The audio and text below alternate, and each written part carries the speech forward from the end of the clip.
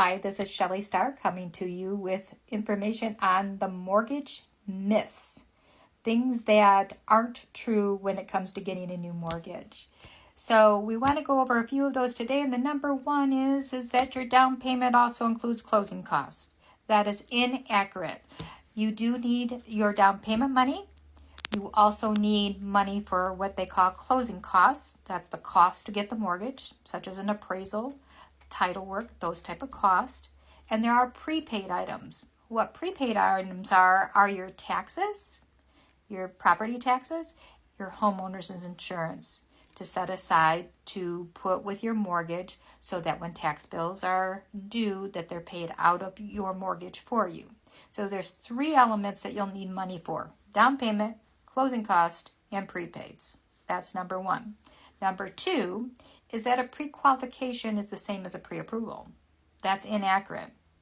A pre-qualification is using the information that you tell us, how much you make, what your monthly debts are, that type of information to see if the basis gets you, yes, that makes you qualified if that information is true and correct.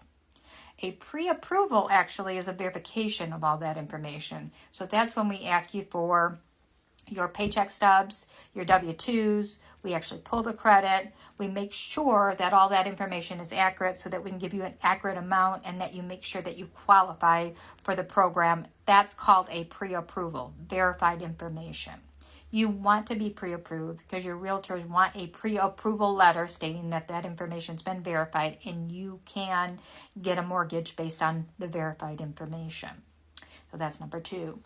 Number three is that you need 20% as a down payment on all loans. That's a false, inaccurate.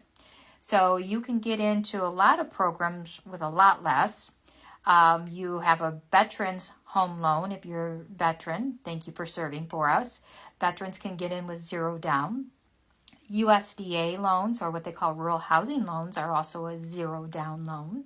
We have an FHA loan that's 3.5% down.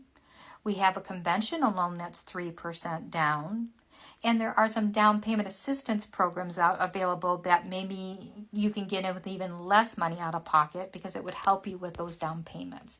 You still have the closing cost and prepaids, but those are items that you could also negotiate as part of the seller paid on your behalf in the negotiations for you.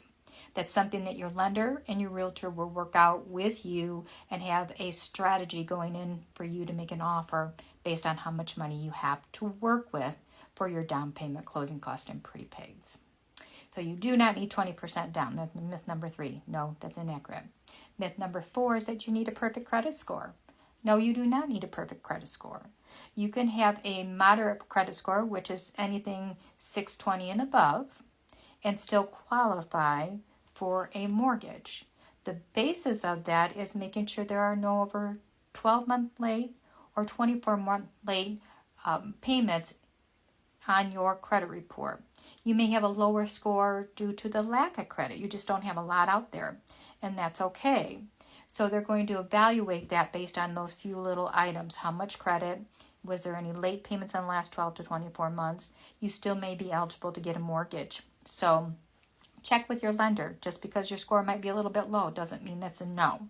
So that's another thing. That's number four and an important one. Now, the last one is that you should always choose a 30-year fixed rate mortgage. That is an inaccurate myth as well. A lot of people choose a 30-year mortgage only to keep their payments low on a monthly basis. But you do have the ability to do a 20-year, a 15-year loan. Anything else shorter might be available. It just may make that payment a little bit higher than what you want to have. So check with your lender again. If you want to do something a little bit shorter time frame than that, you may be available to have a shorter time frame than that based on the financing that you're doing. So you don't always need to take a 30-year mortgage.